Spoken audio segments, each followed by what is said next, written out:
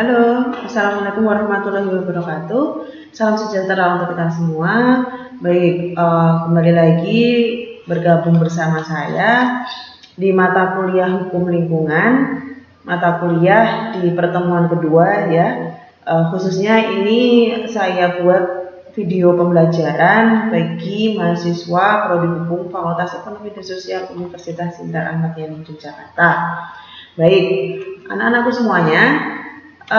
Untuk pertemuan pada kesempatan kali ini kita akan membahas terkait tentang apa itu hukum lingkungan, kemudian sejarah hukum lingkungan seperti apa, ruang lingkup hukum lingkungan, serta tujuan dari membahas terkait tentang hukum lingkungan ini yang kita bahas atau yang akan kita ulas ini nanti jelas berhubungan dengan sekitaran kita, lingkungan hidup khususnya, dan apa saja yang ada di dalam ranah kehidupan kita. Karena erat kaitannya teman-teman juga tahu bagaimana bisa untuk melihat kondisi dari lingkungan yang ada di sekitarnya itu seperti apa. Ketika ternyata lingkungannya itu ada sesuatu yang menurut teman-teman itu bermasalah yang disebabkan oleh beberapa hal atau faktor, nah itu penting kiranya untuk kita kaji dan kita analisis. Karena kenapa?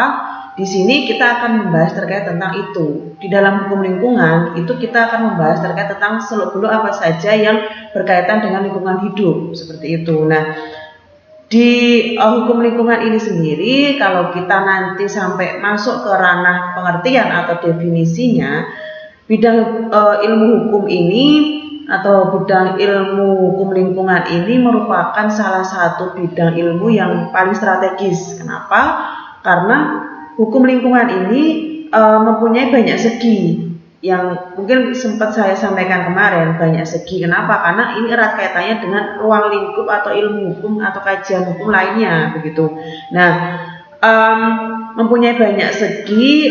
Kenapa? Yaitu bisa kita lihat hukum lingkungan ini kita kaji atau kita lihat dari segi hukum administrasi negara, kemudian dari segi hukum ketenaga kerjaan, ketatanegaraan, hukum pidana maupun hukum perdata. Di situ kita pelajari juga bagaimana nanti hukum lingkungan itu bisa kita kalau kita bahas terkait tentang pengertian dari hukum lingkungan itu sendiri, pengertian secara sederhana, hukum lingkungan itu sendiri diartikan sebagai hukum yang mengatur tatanan lingkungan atau lingkungan hidup. Itu jelas definisi yang secara sederhana bahwa hukum lingkungan itu hukum yang mengatur tentang lingkungan hidup gitu. Yang saya sampaikan tadi bahwa lingkungan hidup ini erat kaitannya juga dengan hal-hal yang ada di lingkungan mahasiswa-mahasiswa sekalian gitu. Oke, lanjut saja. Pokok bahasan tadi yang saya sampaikan, kemudian ini kita akan masuk langsung untuk pengertian dan sejarah perkembangan hukum lingkungan, khususnya hukum lingkungan yang ada di Indonesia. Yang pertama kita masuk ke definisi atau pengertian dari lingkungan hidup itu sendiri, bahwa lingkungan hidup adalah kesatuan ruang dengan semua benda, daya, keadaan, dan makhluk hidup, termasuk manusia dan perilakunya yang mempengaruhi alam itu sendiri, kelangsungan kehidupan dan kesejahteraan manusia serta makhluk hidup lain. Nah, ini definisi berdasarkan kepada Undang-Undang Nomor 32 Tahun 2009 tentang Perlindungan dan Pengelolaan Lingkungan Hidup Pasal 1 Ayat 1. Baik, jadi bisa dipahami dari definisi lingkungan hidup itu sendiri. Ini kita juga akan tahu bahwa lingkungan hidup itu keterkaitan dengan hal-hal yang ada dalam kesatuan ruang. Kesatuan ruang itu terbentuk dari beberapa hal dengan semua yang ada di dalam lingkungan hidup itu sendiri, yang terdiri dari benda, daya, keadaan, dan makhluk hidup itu sendiri. Termasuk manusia dan perilakunya juga itu masuk dalam aspek lingkungan hidup. Nah, kemudian definisi selanjutnya akan kita baca dan kita pelajari bersama terkait tentang hukum lingkungan itu sendiri apa. Hukum lingkungan ini merupakan cabang dari disiplin ilmu yang berkaitan dengan pengaturan hukum terhadap perilaku atau kegiatan-kegiatan subjek hukum dalam pemanfaatan dan perlindungan sumber daya alam. Sehingga jelas bahwa hukum lingkungan ini adalah nanti suatu tatanan ilmu yang dipakai untuk memberikan perlindungan hukum yang erat kaitannya dengan sumber daya alam atau lingkungan sekitar kita. Subjek hukumnya di sini adalah lingkungan hidup atau sumber daya alam yang ada, begitu.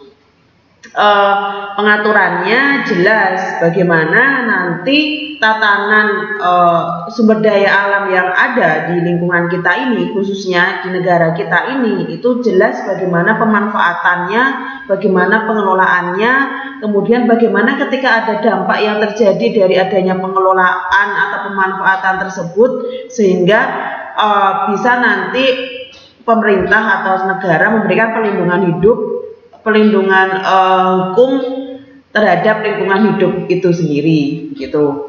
Nah, dari definisi ini sudah jelas bahwa hukum lingkungan itu adalah hukum atau suatu cabang disiplin ilmu yang berkaitan dengan pengaturan hukum terhadap perilaku dan kegiatan-kegiatan subjek hukum dalam pemanfaatan dan perlindungan sumber daya alam, gitu.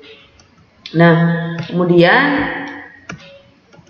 kita masuk definisi yang selanjutnya.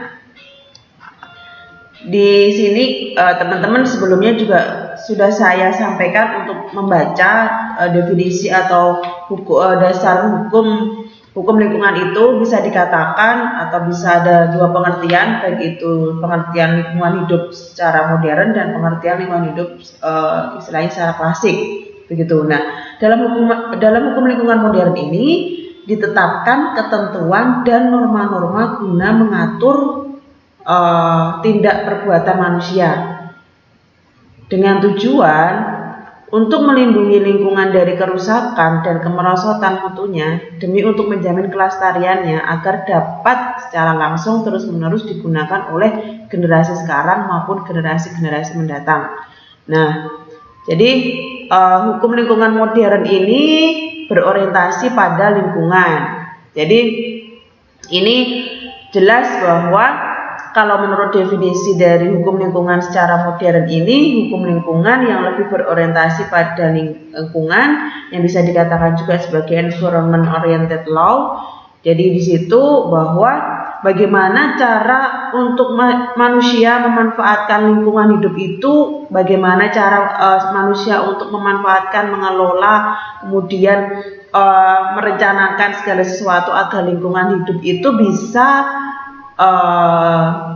nanti bisa tetap berkelanjutan atau bisa tetap terlindungi. Jadi orientasi pada lingkungan ini istilahnya adalah bagaimana manusia dalam hal memanfaatkan lingkungan itu juga harus mementingkan lingkungan itu sendiri, jangan sampai menimbulkan hal yang merugikan bagi lingkungan itu sendiri, begitu. Jadi ini secara definisi bagi dari kajian hukum lingkungan secara modern itu istilahnya untuk memberikan keuntungan bagi lingkungan itu sendiri karena dimanfaatkan agar berkelanjutan untuk generasi-generasi yang mendatang dapat memanfaatkan dengan baik. Nah, ini berkebalikan dengan hukum lingkungan yang didefinisikan secara klasik, hukum lingkungan secara klasik. Nah, jadi kalau hukum lingkungan secara klasik itu hukum lingkungan yang lebih menekankan pada oriented penggunaan lingkungannya. Oke, bentar, saya akan sampaikan untuk hukum lingkungan yang definisi secara klasik itu yang mana hukum lingkungan itu jadi itu tidak berorientasi pada lingkungan. Jadi bagaimana manusia hanya tujuannya memanfaatkan lingkungan itu tanpa mempertimbangkan bagaimana nanti dampak yang diakibatkan dari pemanfaatan itu sendiri. Jadi ini yang berkebalikan dari definisi hukum lingkungan secara modern.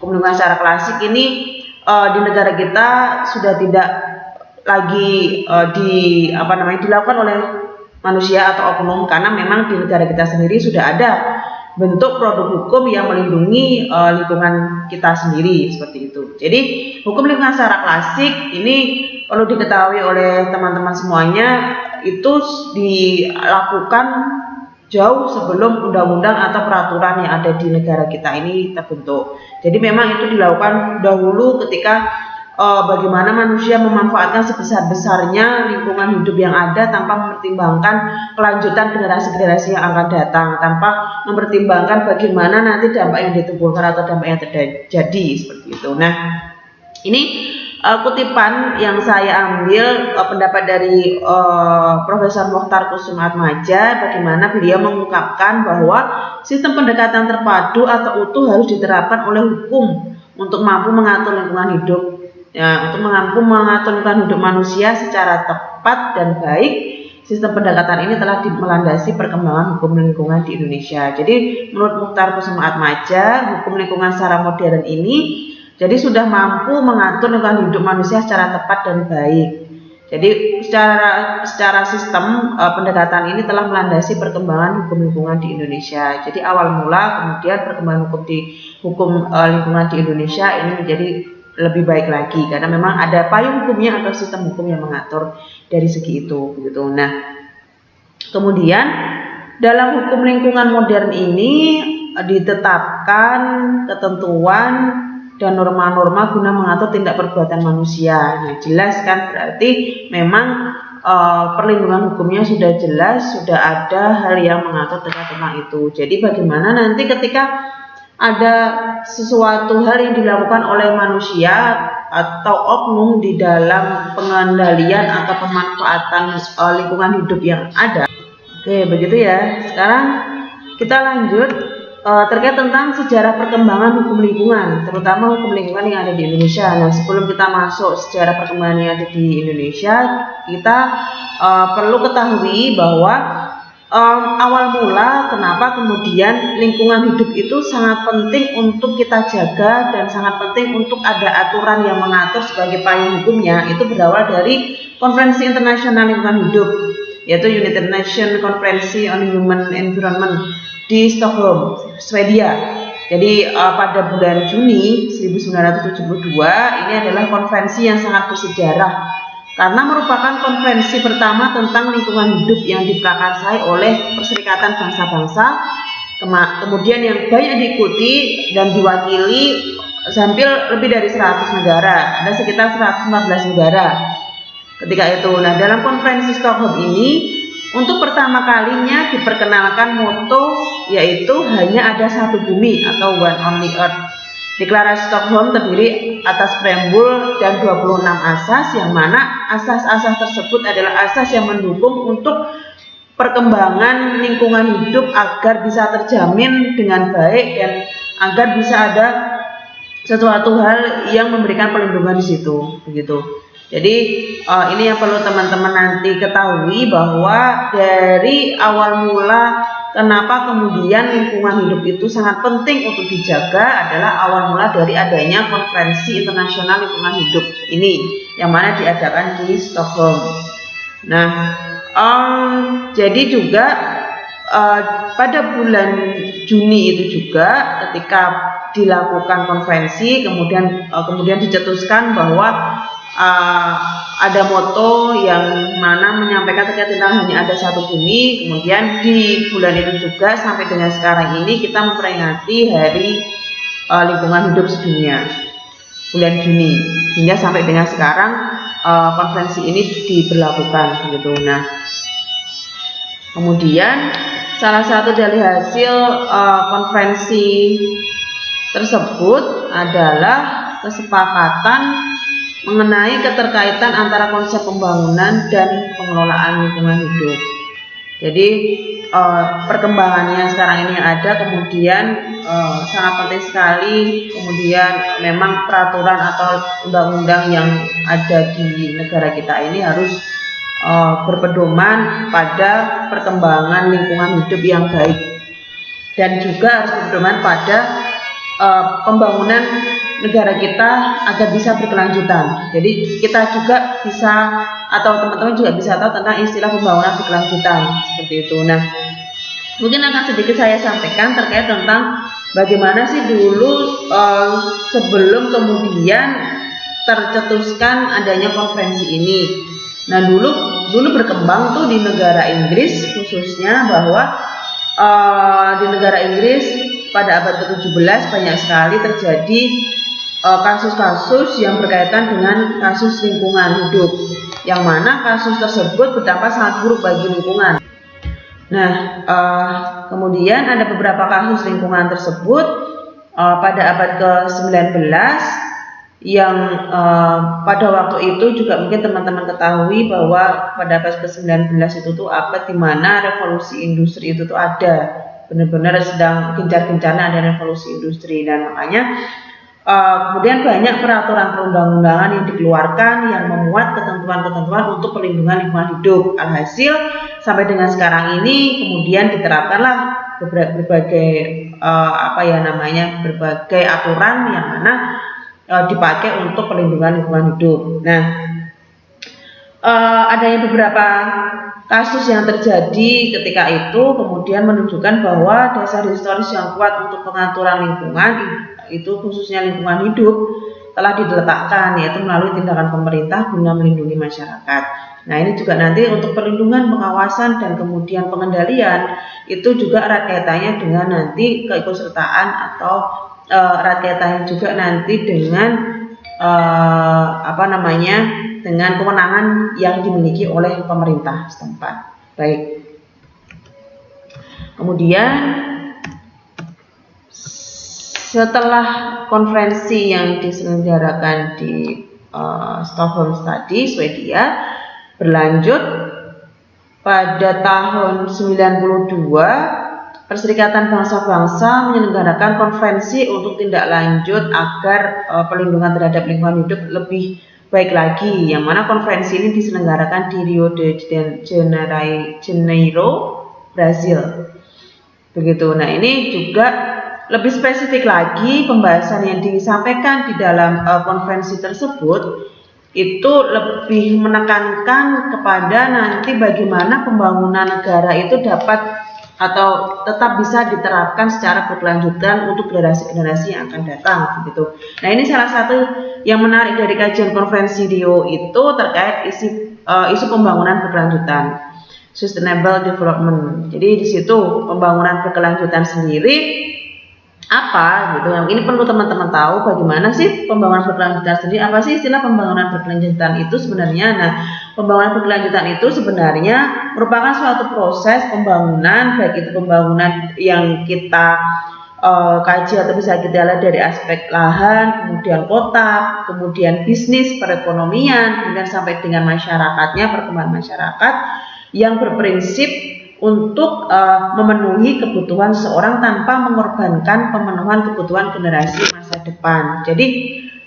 benar-benar untuk fokusnya adalah untuk bagaimana sih tindak lanjut yang baik untuk generasi yang akan datang, seperti itu. Jadi tadi saya sampaikan bahwa pembangunan berkelanjutan itu merupakan suatu proses pembangunan, baik pembangunan lahan, kota, bisnis, masyarakat, dan lain sebagainya, yang berprinsip memenuhi kebutuhan seseorang tanpa mengorbankan pemenuhan kebutuhan generasi masa depan. Begitu. Nah, ini faktor yang harus dihadapi untuk mencapai pembangunan yang berkelanjutan ini apa kira-kira, begitu kan? Nah, faktor-faktor yang bisa untuk menghadapi ini adalah bagaimana memperbaiki kehancuran atau bagaimana memperbaiki hal-hal yang dirasa itu rusak, bagaimana memperbaiki kehancuran lingkungan tersebut tanpa mengorbankan kebutuhan pembangunan ekonomi dan keadilan sosial. Jadi kita harus menerapkan juga prinsip bagaimana sesuatu hal yang rusak tersebut dapat diperbaiki tanpa kita juga atau kita harus juga memperhatikan bagaimana prinsip keadilan dan prinsip persamaan dalam hal untuk memperbaiki hal-hal yang dirasa mungkin membahayakan atau dirasa lingkungan tersebut tidak baik, seperti itu. Nah, begitu.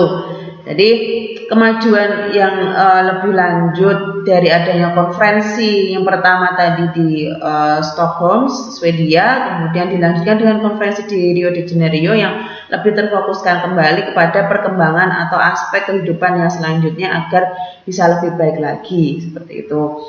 Oke.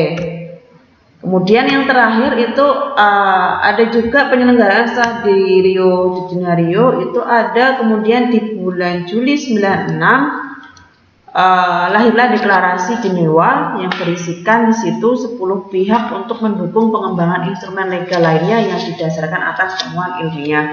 Jadi instrumen legal itulah nanti yang mendasari bagaimana perkembangan hukum yang ada. Oke, begitu untuk tadi awal mula bagaimana kemudian hukum lingkungan itu digagas dan dikembangkan sehingga banyak kemudian kita melihat aturan-aturan hukum yang lebih mengedepankan bagaimana lingkungan itu harus dijaga agar keberlanjutan generasi yang akan datang lebih terjaga dengan baik. Oke, lanjut. Bagaimana ruang lingkup hukum lingkungan? Begitu, ruang lingkup hukum lingkungan. Jadi ini terdapat di dalam Undang-Undang Republik Indonesia Nomor 32 Tahun 2009 tentang perlindungan dan pengelolaan lingkungan hidup. Terutama di dalam pasal 4. Ini saya sarankan juga pada teman-teman semuanya, silakan download Undang-Undang Nomor 32 Tahun 2009 karena selama 1 semester ini kita akan ulas beberapa kali pasal-pasal yang ada di dalam undang-undang tersebut. Begitu. Nah, ruang lingkup ini kita akan masuk yang pertama di dalam hukum lingkungan, kita bahas terkait tentang perencanaan hukum lingkungan. Nah, perencanaan ini dari istilahnya sendiri kita mengambil kata dasar dari rencana, bahwa rencana itu adalah sesuatu yang seseorang itu sebelumnya sudah diwacanakan atau sebelumnya sudah digagas, gitu ya. Jadi dari segi perencanaan ini yang erat kaitannya dengan hukum lingkungan, bagaimana perencanaan itu dilakukan dengan melalui tahapan-tahapan, di mana di dalam undang-undang tersebut kita ada mengenal 2 tahap dalam segi perencanaan. Perencanaan bagaimana nanti menginventarisasi lingkungan hidup dan bagaimana nanti penetapan wilayah ekoregion. Nah, ini yang perlu teman-teman tahu. Perencanaan ini penting sekali bagaimana untuk nanti kelanjutan dari lingkungan hidup kita. Perencanaan di sini erat kaitannya dengan hal-hal yang digagas atau disusun agar kedepannya tidak menimbulkan dampak yang buruk, khususnya dampak bagi lingkungan hidup itu sendiri, begitu ya. Jadi sebagai contoh untuk inventarisasi lingkungan hidup itu tahapannya itu bagaimana caranya adalah untuk memperoleh data dan informasi mengenai sumber daya alam yang meliputi. Nah, beberapa cara yang dipakai untuk mendokumentasikan informasi sumber daya alam yang meliputi dari bagaimana sumber daya alam itu dapat dimanfaatkan dari segi potensi dan ketersediaannya. Kemudian jenis-jenis dari sumber daya alam yang dapat dimanfaatkan itu apa saja. Kemudian bentuk penguasaan dari sumber daya alam yang ada itu seperti apa, kemudian juga inventarisasi terkait tentang pengetahuan pengelolaan bagi manusianya seperti apa, bentuk kerusakan dan ketika ada konflik dan faktor yang menyebabkan konflik itu terjadi itu apa, sampai dengan itu kita perlu menginventarisasi atau mendokumentasikannya. Makanya dari sisi perencanaan ini sangat penting sekali untuk nanti kedepannya lingkungan hidup itu agar bisa terjaga. Nah, yang kedua tadi perencanaan mengenai penetapan wilayah ekoregion. Nah, maksudnya apa yang dimaksud di sini itu penetapan yang dilaksanakan dengan mempertimbangkan beberapa kesamaan karakteristik tentang alam yang ada, kemudian daerah aliran sungai, misalkan memang suatu wilayah atau daerah tersebut memang banyak wilayah perairannya, kemudian mempertimbangkan bagaimana iklim serta flora dan faunanya yang ada. Jadi ekoregion ini melingkupi semua hal atau semua aspek yang ada di sekitarnya, yang ada di sekitar lingkungan itu sendiri. Bagaimana perencanaan itu dapat dilakukan untuk menetapkan atau untuk mempertimbangkan kesamaan karakteristik tentang alam yang ada, kemudian kesediaan aliran air, daerah aliran airnya seperti apa, kemudian harus tahu juga bagaimana iklim dan flora fauna yang ada. Baik, seperti itu perencanaan. Perencanaan dari sisi Undang-Undang Nomor 32 Tahun 2009. Kemudian yang kedua itu ruang lingkup hukum lingkungan adalah pemanfaatannya. Bagaimana lingkungan hidup itu dapat dimanfaatkan dengan baik? Pemanfaatannya seperti apa? Pemanfaatan sumber daya alam yang dilakukan itu harus berdasarkan kepada rencana pengelolaan lingkungan hidup atau RPLH. Jadi segala sesuatu pemanfaatan yang dilakukan oleh manusia atau dilakukan oleh suatu perusahaan itu harus berdasarkan kepada rencana pengelolaan lingkungan. Nah, untuk segi pemanfaatan ini juga, khususnya pemanfaatan sumber daya alam ini juga harus memperhatikan bagaimana proses keberlanjutan dari fungsi lingkungan hidup yang ada, kemudian keberlanjutan dari produktivitas lingkungan hidup dan keselamatan yang ada, kemudian bagaimana mutu lingkungan hidup agar bisa nanti memberikan kesejahteraan bagi masyarakat. Jadi pemanfaatan ini harus benar-benar juga bagaimana manusia memperhatikan untuk kelangsungan lingkungan hidup atau kesejahteraan dari masyarakat setempatnya juga, gitu. Kemudian yang ketiga, kita ruang hukum lingkungan itu sendiri adalah ada pengendalian. Nah, pengendalian ini apa maksudnya? Jadi pengendalian ini adalah pengendalian dari berbagai aspek yang dapat ditimbulkan dari adanya kerusakan lingkungan hidup, misalkan adanya pencemaran ataupun adanya polusi udara. Nah, itu bagaimana nanti pemerintah atau masyarakat dapat mengendalikan dampak buruk yang terjadi itu, seperti itu. Jadi pengendalian pencemaran misalkan atau hal yang lain yang berdampak pada lingkungan itu, yang berdampak pada kerusakan lingkungan itu dilaksanakan dalam rangka pelestarian fungsi lingkungan hidup. Jadi pengendalian ini fungsinya adalah untuk pelestarian fungsi lingkungan hidup. Kemudian pengendalian pencemaran dan kerusakan lingkungan hidup juga dengan cara ini bisa dilakukan dengan cara pencegahan, kemudian penanggulangan dan pemulihan. Jadi ada 3 aspek dalam hal untuk pengendalian dari lingkungan hidup itu sendiri. Yang pertama itu adalah pencegahan, yang kedua penanggulangan, dan yang ketiga pemulihan. Bagaimana manusia bisa melakukan adanya suatu segi pencegahan?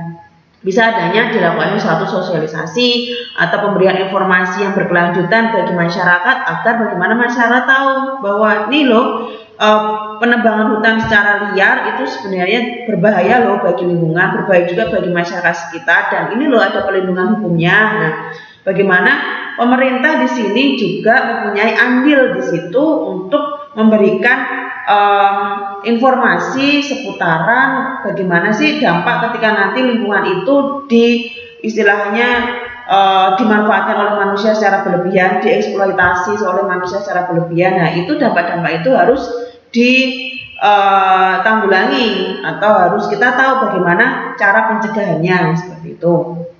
Nah, kemudian yang kedua tadi penanggulangan. Bagaimana ketika seseorang sudah tahu untuk mencegah dan sudah aman, tapi ada saja pasti nanti pemerintah atau ada saja mungkin nanti masyarakat yang melakukan hal-hal yang di luar dari batas kemampuannya, baik sengaja maupun tidak, yang mana menimbulkan suatu dampak. Nah, itu harus tahu bagaimana penanggulangannya, seperti itu. Hal-hal atau faktor-faktor apa saja yang bisa menanggulangi, misalkan adanya kebakaran hutan atau misalkan adanya banjir, misalkan adanya kemudian tanah longsor dan lain sebagainya, itu harus tahu bagaimana untuk menanggulanginya. Ya, salah satunya juga dengan melibatkan lembaga yang concern di bidang hukum lingkungan. Dalam hal ini mungkin yang teman-teman tahu ada WALHI, Wahana Lingkungan Hidup. Di situ concern di dalam bidang hukum lingkungan yang mereka itu selalu menggencarkan informasi kepada masyarakat agar bisa melindungi hukum lingkungan itu secara maksimal dan agar tidak dapat menimbulkan dampak yang buruk, seperti itu. Nah,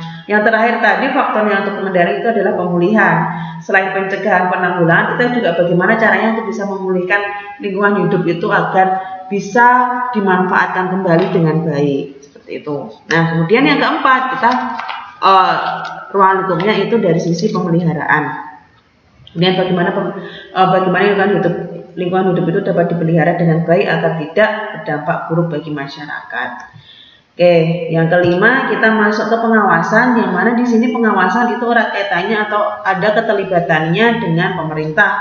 Karena tadi saya sampaikan bahwa hukum lingkungan itu merupakan bidang kajian yang lingkupnya luas, yang erat kaitannya melibatkan dengan kajian ilmu hukum lainnya, baik itu hukum ilmu tata negara, hukum administrasi negara, perdata, dan pidana. Nah, di sini pengawasan ini kita erat kaitannya dengan hukum administrasi negara, yang mana yang mana pemerintah terlibat dalam hal pengawasan.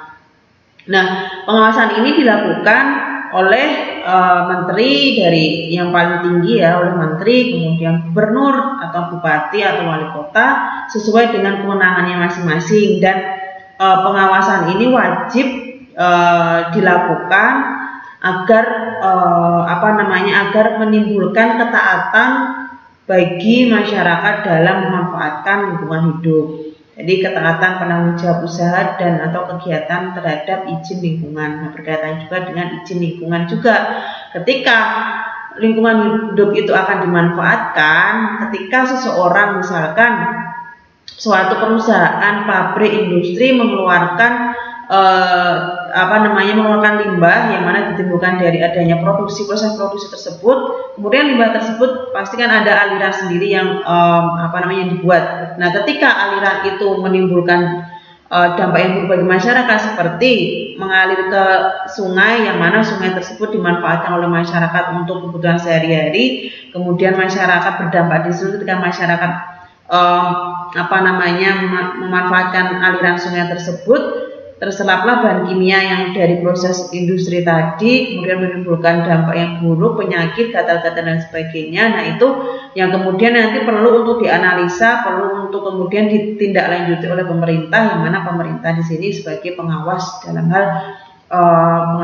hal suatu seluk-beluk atau kejadian-kejadian yang berkaitan dengan lingkungan hidup. Tidak hanya pengawasan, sampai pun nanti penegakan hukumnya pun juga dilakukan oleh pemerintah itu sendiri. Baik nanti penegakan hukum secara administratif maupun penegakan hukum secara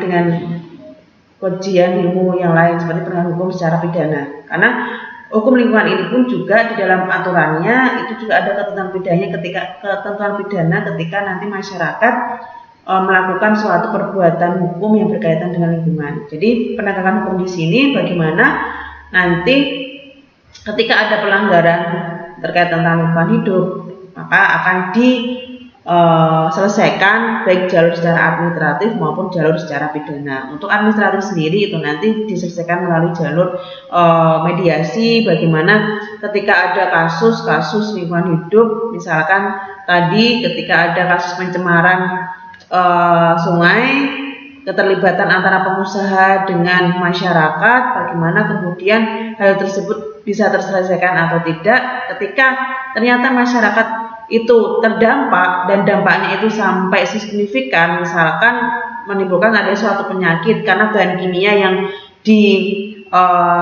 dihasilkan dari pabrik tersebut menimbulkan penyakit hingga seseorang tersebut meninggal dunia misalkan. Nah, itu dampak yang kemudian diatur di dalam undang-undang, ada ketentuan pidana yang menjadi efek jera bagi pengelola suatu usaha tersebut begitu. Nah, selain itu juga jadi ada nanti teman-teman juga pelajari beberapa kriteria yang kemudian bagaimana sih bisa sampai diberlakukan ketentuan pidana itu. Nah, salah satunya mungkin akan saya sampaikan ketika tadi usaha tersebut menimbulkan limbah bahan berbahaya dan beracun, istilahnya limbah B3. Ketika limbah B3 itu dirasakan oleh masyarakat dan masyarakat itu menimbulkan sampai penyakit yang tidak sembuh misalkan, nah itu ketentuan pidana berlaku di situ. Walaupun begitu, ketentuan pidana dalam Undang-Undang Lingkungan Hidup itu adalah ketentuan yang dipakai ketika tidak ada upaya yang menyelesaikan hal itu seperti itu. Jadi tetap diupayakan istilahnya itu upaya secara administratif. Jadi upaya pidana itu adalah ultimum remedium. Jadi upaya yang nanti terakhir bisa diberlakukan. Sebelumnya harus diberlakukan dulu upaya hukum secara administratif. Jadi secara administratif dulu diselesaikan. Ketika memang tidak bisa selesai, baru ranah hukum pidana itu masuk di situ. Istilahnya ultimum remedium, begitu ya. Oke, itu terkait tentang ruang lingkup hukum lingkungan. Sekarang kita lanjut di materi selanjutnya tentang tujuan mempelajari hukum lingkungan itu apa sih? Nah, ini beberapa ketentuan atau beberapa hal yang saya sampaikan. Jadi pendidikan berwawasan lingkungan menjadi penting karena dunia sekarang ini mengalami ketidakseimbangan. Teman-teman mungkin sudah merasakan bagaimana ada juga dampak-dampak dari lingkungan yang mungkin sudah rusak, kemudian lingkungan yang dimanfaatkan semena-mena oleh oknum yang kemudian tidak ada tindak lanjut yang baik untuk kemajuan yang akan datang. Nah itu harus memang benar-benar kita tahu, kita tuh benar-benar lingkungan itu harus dilindungi dan kita harus tahu bagaimana kenapa kita mempelajari hukum lingkungan ini seperti itu. Jadi ada 3 tujuan utama dalam mempelajari pengetahuan lingkungan ini. Yang pertama, untuk memberikan pemahaman mengenai konsep-konsep dasar tentang manusia dan lingkungannya. Manusia dan lingkungan itu ada kaitannya dan saling berkesinambungan, saling saling menguntungkan. Jadi ketika manusia itu bisa memanfaatkan lingkungan dengan baik, otomatis lingkungan akan terjaga. Ketika lingkungan akan terjaga, otomatis generasi yang akan datang itu juga akan lebih baik lagi kemudian hari, seperti itu. Kemudian yang kedua, untuk mengetahui dasar-dasar kemampuan melakukan analisis mengenai permasalahan lingkungan aktual, baik yang terjadi di tingkat lokal, regional maupun global. Jadi teman-teman juga harus tahu bagaimana bisa menganalisis permasalahan yang ada baik di lingkungan daerah maupun di lingkungan nasional. Kemudian yang ketiga, untuk memahami contoh-contoh solusi alternatif tentang bagaimana mengatasi permasalahan lingkungan melalui pendekatan ekologis dan penerapan teknologisnya. Jadi nanti juga teman-teman juga harus tahu bagaimana ketika ada permasalahan, bagaimana menanggulangi atau solusi untuk alternatif agar permasalahan tersebut dapat diselesaikan dengan baik.